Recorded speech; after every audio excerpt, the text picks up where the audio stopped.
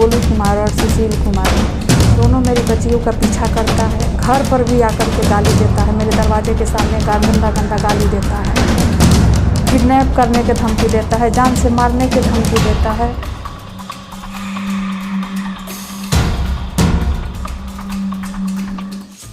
राजधानी पटना में महफूज नहीं है बेटियां।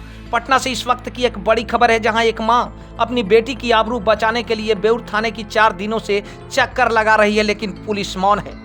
जी हां, पटना से मानवता को झकझोर देने वाली खबर आई है। घटना बेउर थाना की है, जहां ईसरपुर सिपारा की रहने वाली संध्या कुमारी ने बेउर थाना में 9 जनवरी को लिखित आवेदन दी है कि मेरी बेटी के साथ मोहल्ले का रहने वाला सुशील और गोलू गंदी गंदी गालियां देता है, कोचिंग जाती है तो पीछा करता है, किडनैप करने का धमकी देता है। मेरी बेटी कोचिंग छोड़कर घर बैठ गई है, लेकिन पुलिस अभी तक कोई कार्रवाई नहीं कर पाई है, जिससे मनचलों का मन और बढ़ गया है। महिला अपने 3 बच्चों के साथ खौफ के साए में जीने को मजबूर है। वहीं इस मामले को लेकर न्यूज प्राइम 24 ने बेउर थाना के मोबाइल नंबर पर जब बात किया तो बताया गया कि मामला संज्ञान में नहीं है, लेकिन एक हैरान कर देने वाली ऑडियो हम आपको सुनाते हैं। ऑडियो बेउर थाना के पुलिस अशोक कुमार का बताया जा रहा है। ऑडियो में सुनिए किस तरह पुलिस मामले को मैनेज में मोड़ दिया है।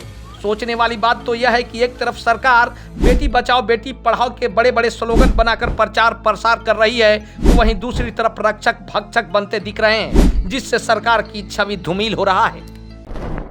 हेलो हेलो, तो आप पर लग गया था। क्या हुआ उसका? वो लोग के तो छोड़ दिए, फिर आकर के उसी तरफ से पूरा फैलैले है। का करी पुलिस के दे करके कि हम लोग मैनेज करके चले आए।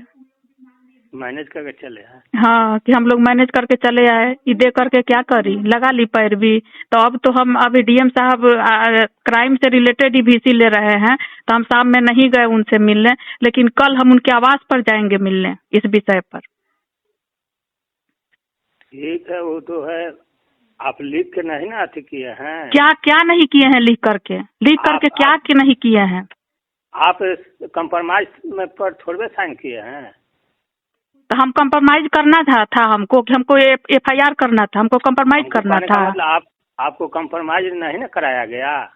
नहीं कराया गया है, तो फिर कार्रवाई कब होगा? तो कार्रवाई मान लिया कि वो जो है कोर्ट में न जाता है या थे, तो कोर्ट में जाता है तो न FIR तक भी अभी नहीं हुआ है। वो मैटर जो है, हमको कहने का मतलब है कि वो में सेक्शन लगेगा तब सब तो थाने से बिल वाला है। आपको धमकी दिया, गंदा गंदा बात बोल रहा है, झगड़ा किया, यही न है।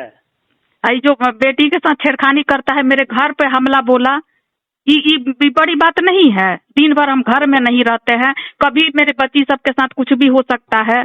छत पर कूद जाता है, ईंटा फेंकता है, ये क्या बड़ी बात नहीं हुई? क्या हम हादसा के लिए इंतजार करें कि कल के किसी का मर्डर हो जाए, किसी का रेप हो जाए, तो हम जी करके क्या करेंगे? अगर पहले से ये लोग सही बोल रहा है कि कंप्रोमाइज हम लोग कर करके चले आए। अभी 9 बजे तक डीएम साहब के VC है, अभी हम डीएम साहब के हम फोन करते हैं।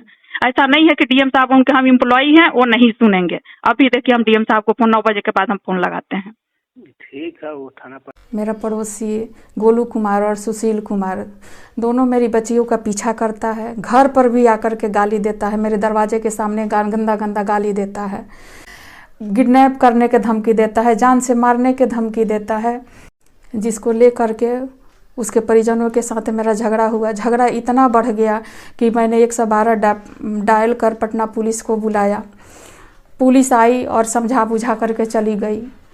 फिर मैंने 9 तारीख को लिखित आवेदन बेउर थाने में जा कर के दिया, उस पर कोई कार्रवाई नहीं हुई। अगले ही दिन सुबह 10 तारीख को मेरे घर पर उसकी माँ शारदा देवी, उसकी बहन खुशबू देवी और गोलू और सुशील के द्वारा मेरे घर पर जानलेवा हमला कर दिया गया।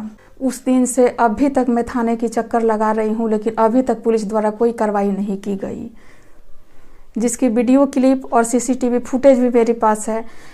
थाने जा कर के मैंने सारा चीज़ थाने में सबको दिखाया, पुलिस वाले को दिखाया, उसके बाद भी अभी तक कोई कार्रवाई नहीं हुई है। ऐसे में मेरी बेटियां घर से बाहर कैसे जाएगी, कोचिंग कैसे जाएगी, कैसे पढ़े लिखेगी, कैसे जिएगी? ये लोग जीना मुश्किल करके रख दिया। हमेशा हम लोग डर के साए में जी रहे हैं और पुलिस कोई कार्रवाई नहीं कर रही है।